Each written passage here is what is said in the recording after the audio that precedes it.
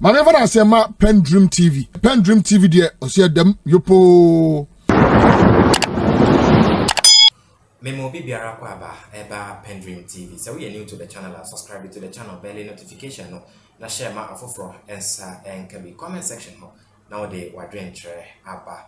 Na Solomon Owusu din komo bi about Ken Ofori ne detention by ICE Abuja said or pa ICE at Chelsea member omon Deport no emba my Ghana na osuro say obe face prosecution. Ken Ofori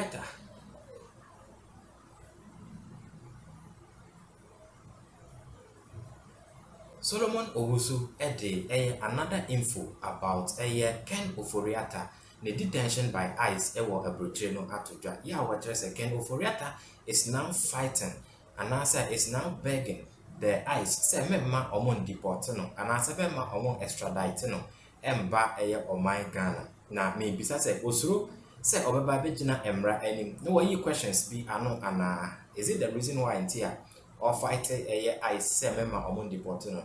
So ye nyina ye beka ya some time back Ken Ofori ehon edodo no kakra COVID-19 ene afenso no eche no ne ho san edodo no kakra ema na appearance kra no wasn't very good. Ema Ghana for echere say ebe ya nka resign na fa Ghana eto ho ana se ne fa tumi no eto ho se na ebe ya obi ebe ba be to wadwuma na wo ye no so na Ken Ofori echere say he cannot abandon Ghanaians in difficult times anything or Ghana at heart or Ghana so much so that or per se on hold the position no even at the time na no home fa no ena Solomon Owusu chese enti se wo do Ghana te se ne na wo ka ebre bi ana wo home fa ana se wo ho do nyina no kura position chere se Ghana is at your heart adenti na enne Ghana for pese wo ba ebeyi ensem bi ano a you are hiding in the United States one person wo be ba my Ghana. Solomon Owusu ama leak details on why he is not ready to come to Ghana to answer these questions. Also, commended President John Dramani Mahama the 1 year anniversary in office. Yeah, what is President John Dramani Mahama abo ejumason na he deserves a commendation. Also, another information etudra allegedly, yeah, what is MPP is planning to change their communication officer. Richard Ehiaba. Yeah, what I say, Ajuma Richard Ehiaba ayeni nano. Is this the payback MPP epese edemano ada? Yeah, what I say MPP Richard Ehiaba as their communication officer. Movement for change, they are open in accepting him. And some way esema who be na Solomon Owusu edituja. My person will become home. Na yakoti and some enchimo. So we need to subscribe to the channel na bell notification. We na sana ya the video to my YouTube ever born kaye na when you be at here. Yentie Solomon Owusu nesema edituja.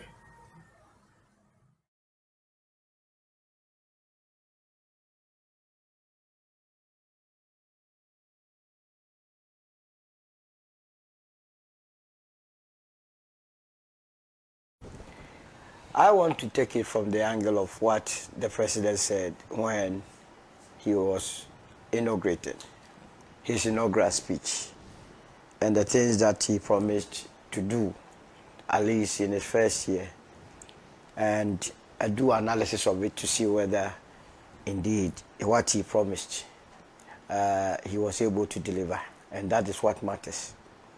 I've said that it's not in the interest of any Ghanaian that the president at any given time fails, because if the president fails, it's all of us that have failed, and no hardship discriminates.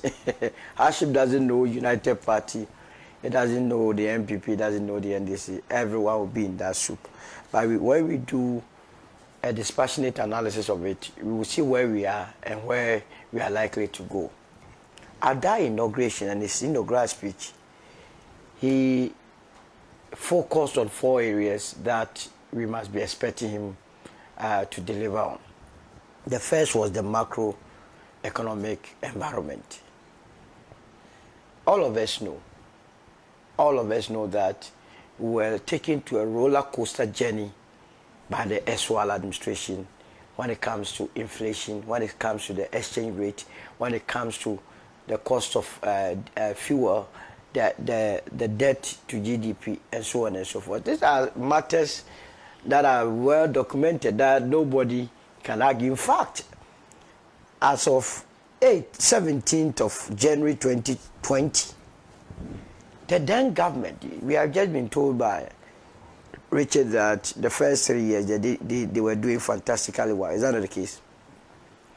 By the January of 2020, the government then had established a committee to try to bring up measures to deal with the depreciating cedi. That was in 2020. In fact, that committee had a lot of its members drawn from the Vice President's office, Dr. Mahmoud Bawumia, whom he is praising this morning. That he had all the beautiful solutions, but as early as 2020, the government needed to put up a committee to, as it were, see to how to avert or resolve issues of depreciation. If a currency is depreciating, it is the duty of the Bank of Ghana to make sure that it's stable. So for the government to go beyond the Bank of Ghana to do its own thing meant that they were not even respecting the decisions of the Bank of Ghana. They were doing things anyhow. So clearly, inflation at 23.3% as of end of December 2024 and now 5.4% cannot be that this administration or the president has not, together with his men and women, have not worked. How would I be able to come here and say that they have not worked? Then they are magicians. Then it's even good that we don't have government. If you can bring in the president and the president will just sit down together with the administration and they will not work and inflation will go down, then I prefer the administration to those that were really working. Yet we saw inflation skyrocket to 54%. Look, you go to Sri Lanka in 2022, an inflation of 52% led to the removal of the sitting president, Gotabaya. He was removed by the Gen Zs. That life was unbearable. But here was the case that we had a government that took us to 54%, and the Ghanaians' resilience levels is incredible. We did not remove them. Remember, if these Sri Lankans were Ghanaians, what do you think would have happened to the president if 54 could lead to the removal? 54 would have caused them to ban the president and the vice president. But we lived with it. That is why my brothers in the MPP are taking things for granted. That what happened was something that we must be entertaining. Forex situation is stabilized now. Yes, I believe that the government must do well to crack down on this black market syndrome, because it's not as though the dollar is not available. But what is happening is that the various commercial banks are in cahoots with the black market people. Dollars that are meant for businesses, they go and give it to the black market people and create artificial shortage. So that you are forced to go to the black market and buy it above what is prevailing at the interbank rate. And this one, I don't see why the national security must be sitting. The last time I saw them with the publication that they have arrested close to, is it 30 or 40 people trading in an illegal black market. It's not enough, because when you go to Tudu, you go to Circle, you go to Tema, come to one station, you go to the airport, they are black market. They are not afraid. Also, they are not afraid. And all of us want to have a stabilized. But in terms of whether or not it has come down, it has been stable, it is there for everyone to see. You and I know that with the energy situation, the crude situation, or the oil situation has stabilized. Today, diesel is going for a little around 10, some are even doing 9. It's good for us. And I cannot come here and say that the government hasn't done well in that regard. Our reserve position has improved. Now we are doing about 13 billion. It's okay. But you see, we must also make it clear that the mere fact that you are in an IMF program does not mean that you cannot be reckless. Because the IMF's own faith review that they are relying so much on tells us that in 2024, the government deliberately decided to flout all the agreements that they have with them. So there were a lot of slippages, according to the IMF. Yet we were within the IMF, we were with the IMF, we had a program in place, but the people were not respecting the program.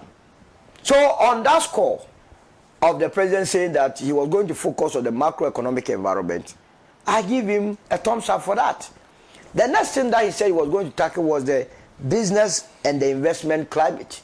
That he was going to make sure it was conducive for the business climate to be improved for private sector to take off. There, I believe that he has done well, but he needs to do more. Because if interest rate has come down, but I believe that where it is still high. He needs to do more.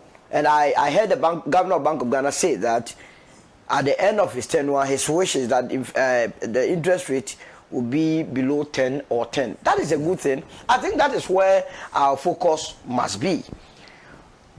So that one, we need to work on it. Taxes have been reduced. One of the things that works against businesses is taxation, or putting more taxes on businesses. As we speak, you have your e-levy removed, you have other COVID levy removed. Because of that, e-levy, COVID levy, and so on removed, there are prices that are going down. At least I saw DSTV say, or send messages that they have reduced their price because it forms part of the VAT calculation. Yeah. So in that light, they are that, but we could still do more with our corporate tax system. So there I'll score him above average, but there is more room for improvement. The third thing he mentioned was to deal with the governance issues.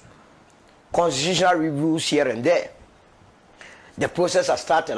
They have submitted their the constitutional review, their recommendations. We agree with some, we disagree with some. Thankfully, say this year you're going to put up implementation committee. We are going to guide the process jealously because the United Party submitted a lot of proposals, some of which, a lot of them have been captured. We believe that, for instance, the separation of ministers from the legislative arm is a good thing. If you want to be an MP, go and be an MP. Let the minister be a minister. We agree with it. The ceiling of ministers at 57 ministers is a good thing. We believe in it. We agree. In fact, we believe that we could run this country with 40 ministers. Because it has shown that richest party, when they brought in 123 ministers, inflation ended up 53, the cedi to the dollar ended up 17, a liter of diesel ended up 23. So it is not about the quantity, but it's the quality of ministers you have. And if you have one quality minister, I tell you, his work can affect the rest of the ministries.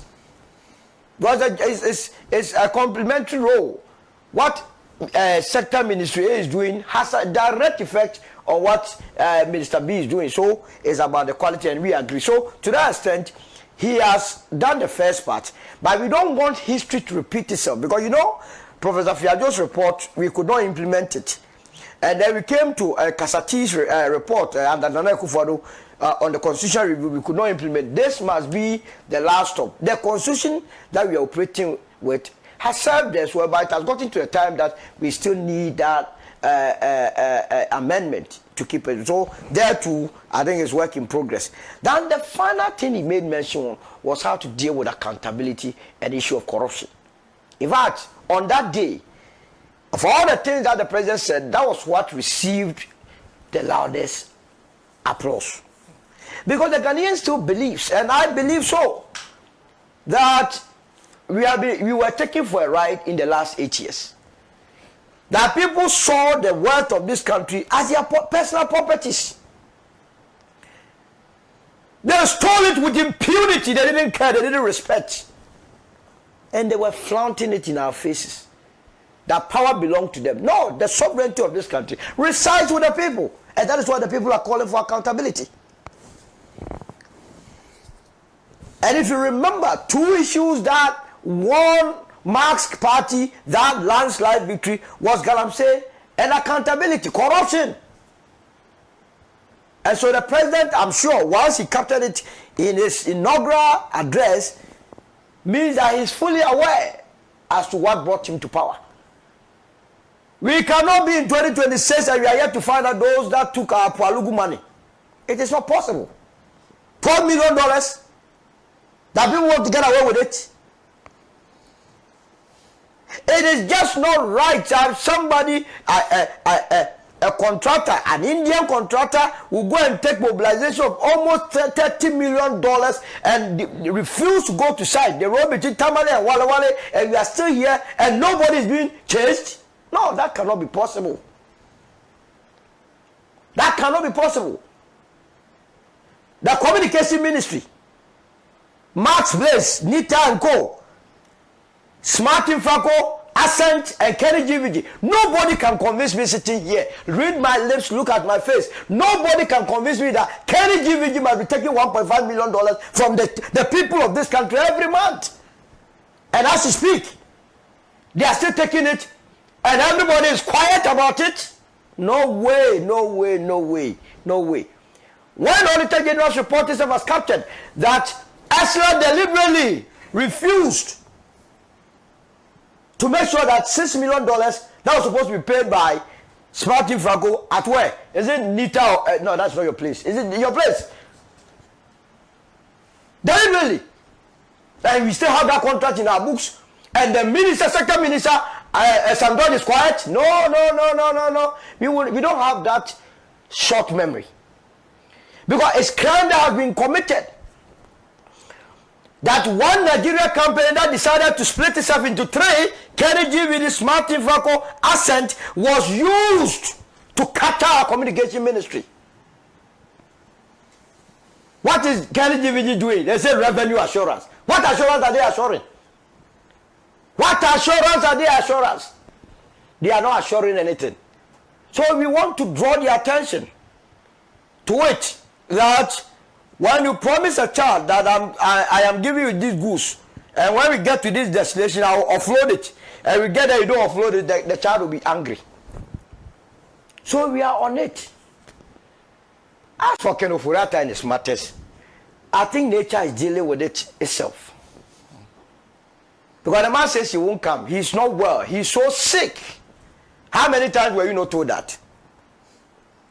So when the eyes people went and picked him, was he at the Mayo Clinic?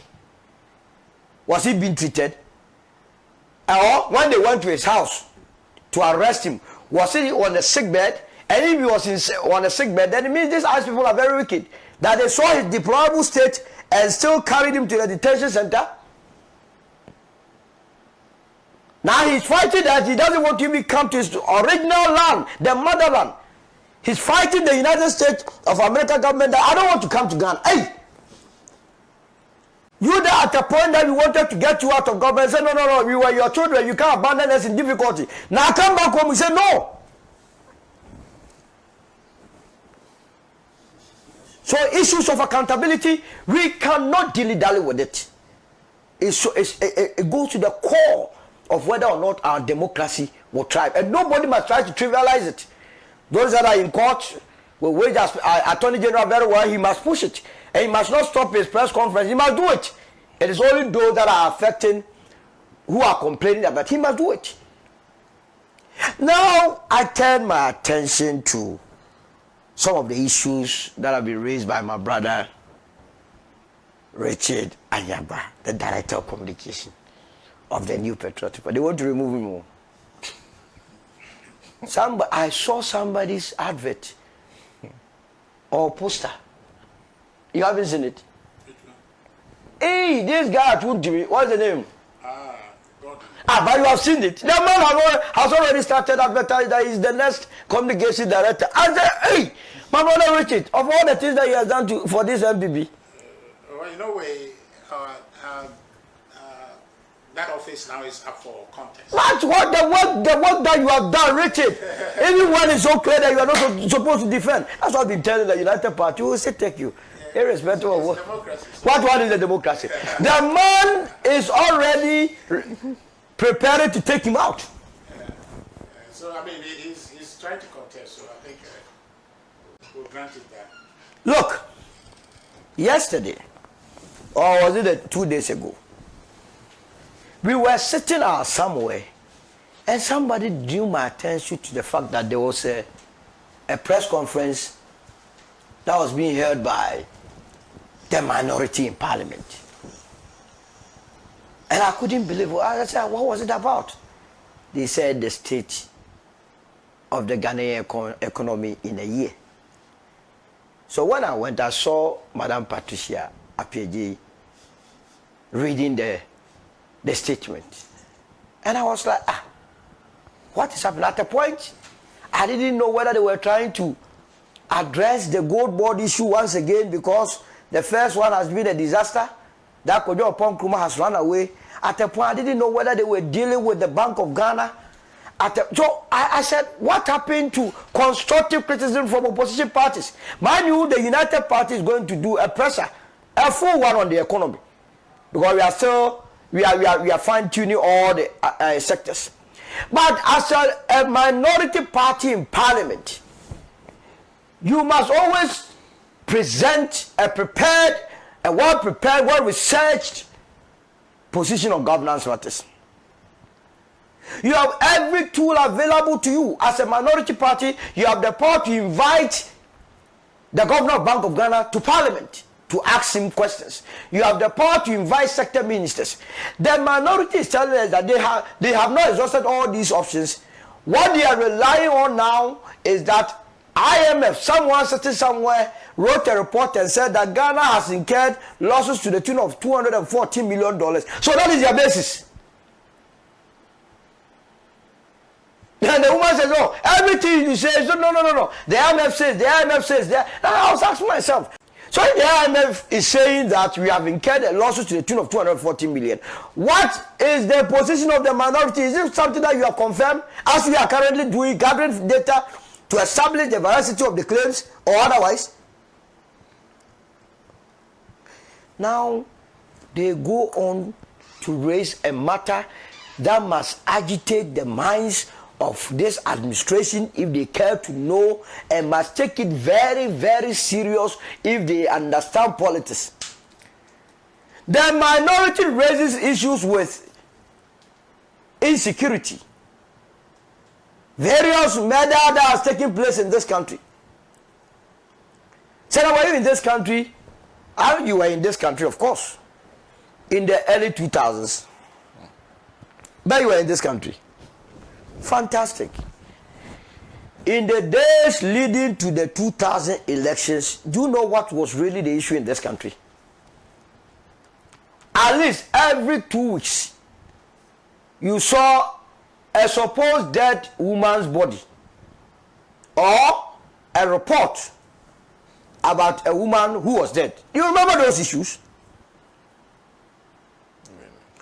It was one of the key reasons why the NDC lost in the year 2000. So if I'm sitting here and I begin to hear the New Patriotic Party drum to the ears of the Ghanaian people that, look, women are being killed, young ones are missing, then I sit up and say, look, is it the case that they are creating the enabling environment, for which reason very soon you will be seeing or hearing this news of dead bodies here and there? The national security must pick up. I'm going to petition the IGP to call the woman that did the press conference to explain her sources of data that suggests that women are being killed here and there, so that we can deal constructively with the matter. Because in the same vein, whereas she was claiming that women were being abducted, killed here and there, she said she rather congratulated the IGP, thanked the IGP for the yeoman job. So it gives me the indication that that murder bit is propaganda paving way, or they want to create the space so that other diabolic things will happen. Nurses on strike. One of the key reasons why this administration has not done well, according to the MPP here, my brother Ayagba, that nurses went on strike and it was so negative to the administration. My goodness. These nurses that went on strike, he had an agreement with the NPP administration. Somewhere 2024. Are you with me? Now, in 2024, because it was an election year, that is what we do to ourselves with our body politic. They hurriedly went and agreed with the nurses on conditions that they themselves knew very well they could not honor. When they signed those conditions, then quickly they went and hid behind another body within that fraternity to send them to court. Two bodies went to court. Two bodies that agreed on the same condition. One went to court that, oh, you didn't have the bargaining power. Because of that, they deliberately decided to drag the matter to such a time that the MPP lost election 2024. The moment they lost that election, quickly the people went to court and withdrew that court process to put the matter squarely at the doorsteps of this administration.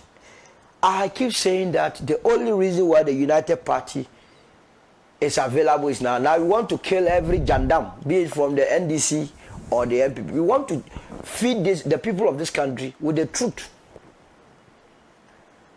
And so you went into an agreement that was virtually impossible to honor.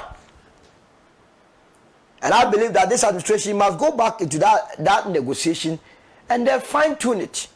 Because whether we like it or not, it is Ghana we are bidding for all of us. And it is the taxes that we take that is used to pay workers in the public sector. The government cannot get any money outside the taxes that we are paying. And you cannot give what you don't have. This must be clear at all negotiation tables. No matter the difficulty, no matter how it make your government unpopular, tell them the truth. Since government workers were not happy because they gave them 9%. But you need to juxtapose that one with the inflation. Because at the time that inflation levels was at 30%, you increase government the public sector wage by 23%, meaning there was even a deficit of 7%. We live with this. Because at the end of the day, we understood what was happening, that the economy has been mismanaged.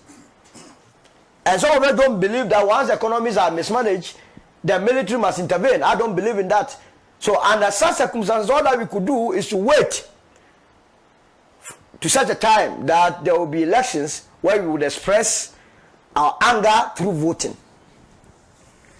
Then another matter that I hear them continue to drum into the ears is the fact that the Chief Justice, the former Chief Justice,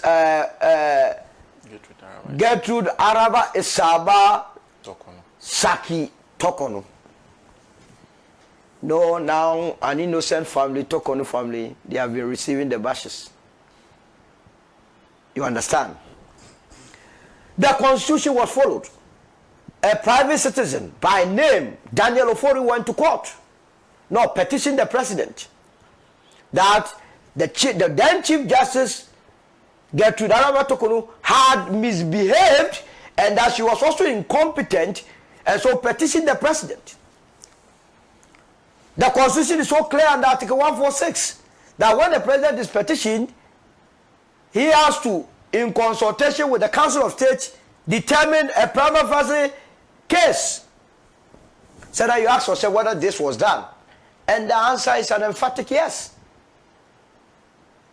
The woman even attempted going to court because the petition had not been made available to her. Remember, it was made available to her, and the number of days was even extended, which I said I disagreed. In the Constitution 7:7, we are not doing any debit and credit anywhere. The woman answered to the petition. Indeed, based on the Constitution, a committee was formed. She had an opportunity of going before the committee. She had 4 lawyers that represented her. She submitted, together with the petitioner, more than 10,000 evidence. At the end of the day, the conclusion or the recommendation from the committee was that indeed she had misbehaved and that she had to be booted out of office, and the president in such circumstances has no other authority or other power than to act according to what the committee has recommended.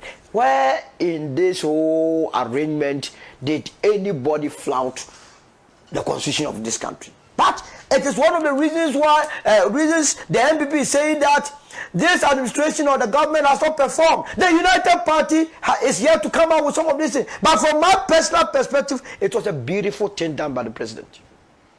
I keep telling you, Senna, it must never be difficult to sack a president. But if the president is not good, why must we entertain it? Huh?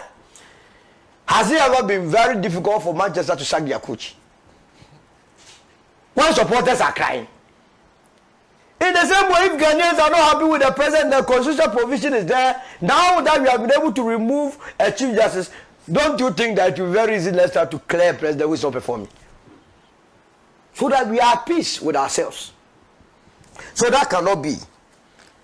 Now he says that another reason why we must not give credit to this administration is that electricity prices have been going up. Cost of living. Okay, cost of living, which includes electricity prices. But you mentioned electricity. I thought I heard you well. Or you want to withdraw that part? No. Okay, let's go. But just quote me right. I didn't say. So in quote, what I heard was that you referred to electricity. That's when you looked at example. So example you made of electricity price. That's where I said, look. You remember the staff level agreement we had with the IMF? The staff level agreement or the agreement we have with the IMF, the truth of the matter is that it was prepared by Ghanaian authority, the government of the day that prepared the agreement and gave it to the IMF, and the IMF endorsed it. Our delegation, Ghanaian delegation, or those in government that led the IMF proposals, it was the Vice President, Dr. Mahmoud Bawumia, who led the delegation. The team from IMF came to Ghana, they went to Washington, they came to Ghana, and they said everything was okay. Dr. Mahmoud Bawumia, Ken Ofori, Atta, Dr. Addison, these three key people, the three wise men. And in there, one of the proposals they made to the IMF was that we will be reviewing our tariff situation in terms of electricity every quarter, upwards. Because Ghanaians were in a position to pay. So you are going to sign this agreement and it's been implemented. How would I go and blame them?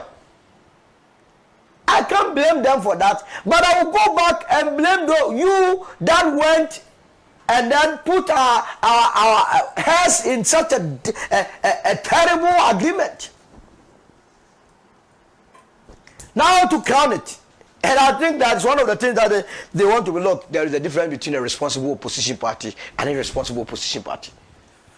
The United Party remains the responsible party of the year. NDC will have time for them. Now that is the Auditor General's report. Auditor General, they are going to prepare and everything. And that's why I've given you the indication that the Communication Ministry, the Kenny GVG, the Smart Infrastructure, the Ascent is going to be my project this year. It's going to be ballistic because we cannot be taken for a ride. But what I'm saying is that nobody must go and sit anywhere, including my brother Richard Yahiaba, to make that mistake and say again that the goal for oil or what? The goal for reserve was introduced into this country by Dr. Mahmoud Bawumia. Nobody must say that. He has no clue about anything over there. The Bank of Ghana has been buying gold since the 60s. So how did he be all of a sudden become the one that bought the idea? Look, we must be angry enough. They bought to what we call gold for oil. Is that not the case? So now when you sell gold, what denomination do you get? Dollars. It's not dollars we get. What do we use to buy oil? It's not dollars. We sat here for Dr. Mahmoud Bawumia to tell the entire world that we were entering into a beautiful program, so detailed, bold idea, that the gold that we had, we were going to exchange it for oil. We didn't know those that were selling the oil for us. We didn't know the intermediaries, yet we allowed that. Only for 2024, the income statement of the Bank of Ghana to expose to us that the gold for oil alone, not the gold for reserve, the gold for oil alone costed us, or we lost 1.82 billion from that policy. This is Bank of Ghana.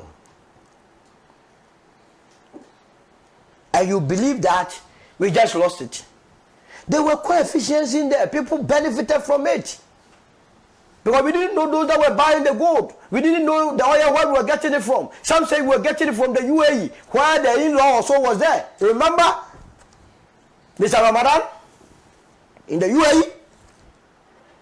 So we shouldn't go there at all.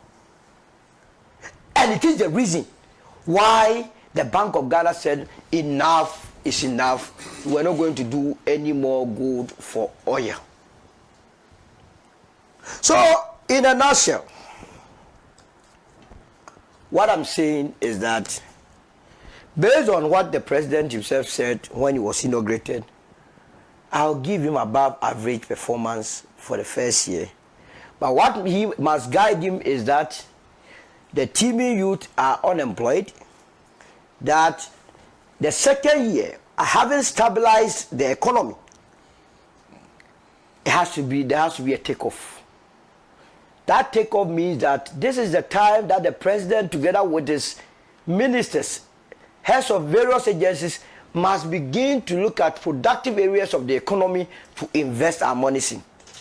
We have been told by the finance minister that they are thinking of investing in palm plantation. It's a good thing. It's captured in our GDP. So now Malaysia is making 20 billion from palm plantations.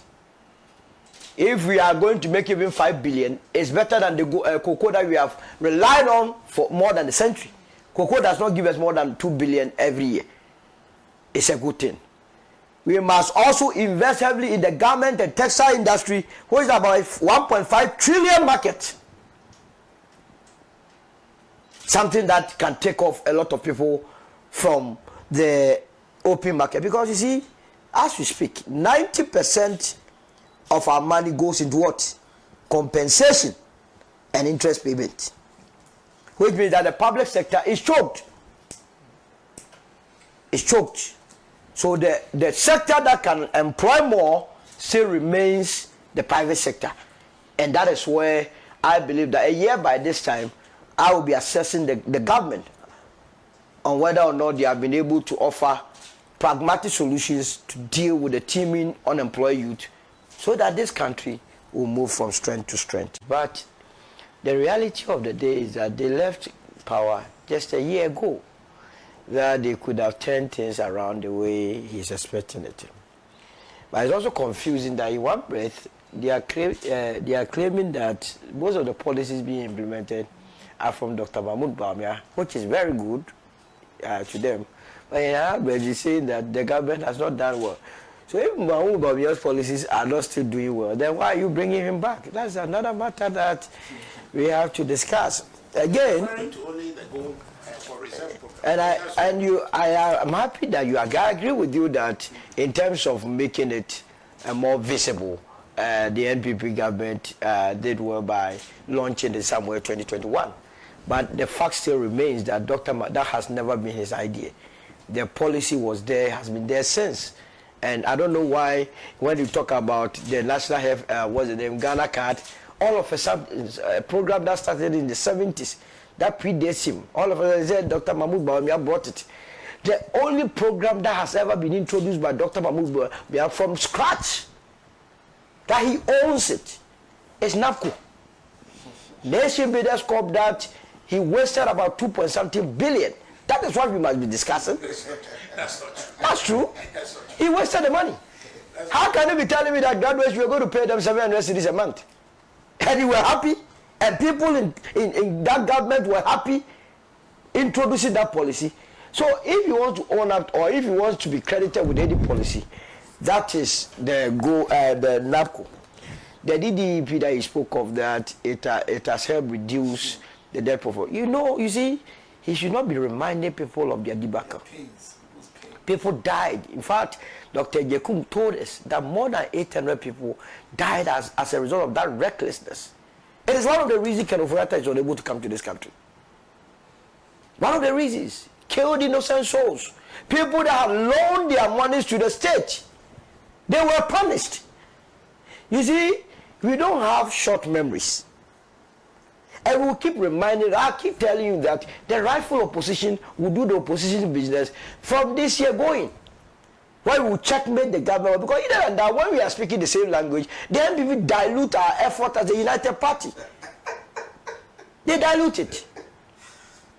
Because that credibility to convince the people of this country about the sort of things that he's saying is not there. It's not there. You took us on a roller coaster. You really inflicted pains onto the people of this country. So that record must be set well. The gold board that you were saying, now the gold board is the idea also of Dr. Mahmoud Bawumia. I mean, come on. You see, the gold board is not much different from the PMMC, what the PMMC is supposed to do.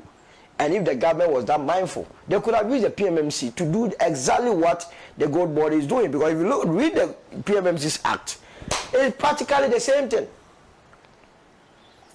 But you didn't do it. You messed us up. And that is why you have that huge numbers in terms of unemployment that you left behind. So let us all help this administration to deal with the mess that you have created. There is nothing wrong. There are certain parties who does well in opposition. We will do well in power. But for now, let us help them to build a very strong economy.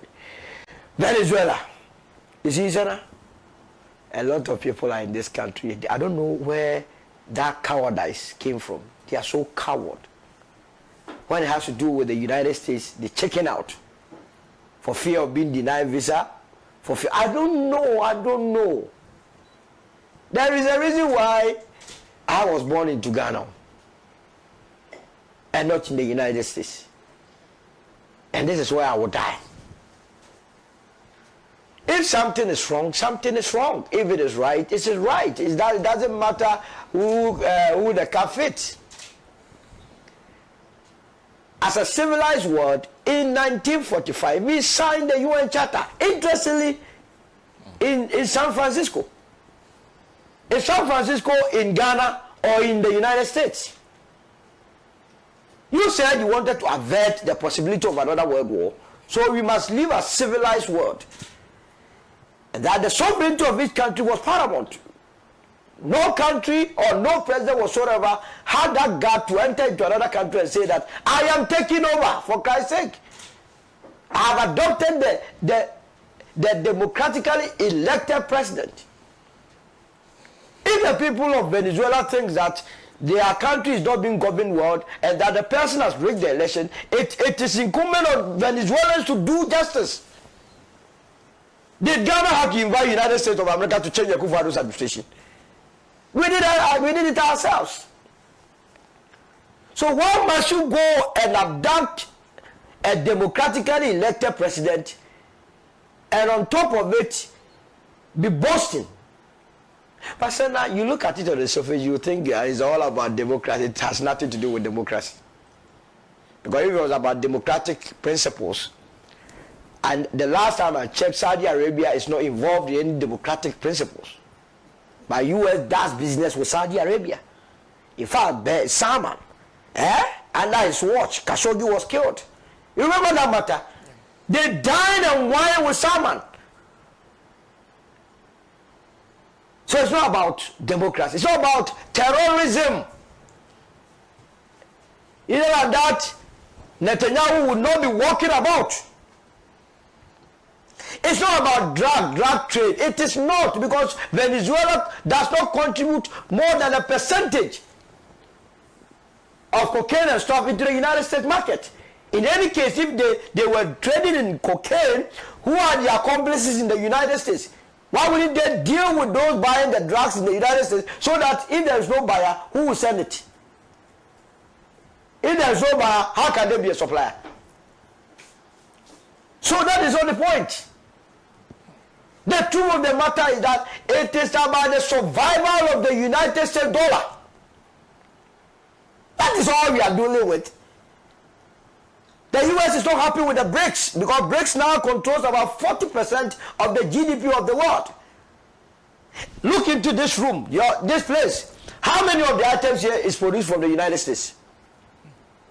They have lost grip of the world power. They don't have it anymore.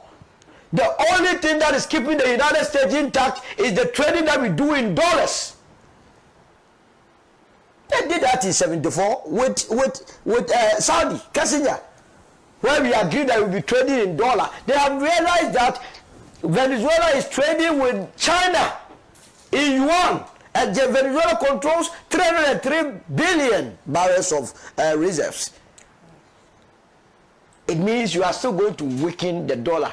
That to get to a time, the dollar will not be used anymore. This morning, what have we been discussing and crediting this administration with? That they have been able to stabilize what? The dollar. Someone is sitting in Washington just printing money. And the rest of the world, we are fighting to stabilize our currency with that country. How do we stabilize it? So they are not engaged in any productive activity. All that they are doing is that they are printing money and selling to the rest of the world and making money to finance their lavish lifestyle there. And that is what is underpinning this business with Maduro and anybody. I remember when Libya, Gaddafi said that Africa was going to introduce a gold dinar, that currency, in 2009. By 2011, Gaddafi had been killed. He had been killed. So the world seems not to be learning anything. And I hear some Ghanaians here how the foreign minister spoke early. The government issued a statement and said, you people must be crazy sitting where you are. The foreign minister was on point, the government was on point. Let them be weak and let them come and carry anybody. If you are afraid to speak against wrong, that wrong will kill you. So the government was spot on. Let us all tell United States of America that where the world has gotten to, they must understand what time it is. They must go back and invest in production, productivity, and not always bombing. You did that to Noriega. Remember what they did to Noriega in Panama? The world looked on. Now they are boasting that they are even going to enter other countries.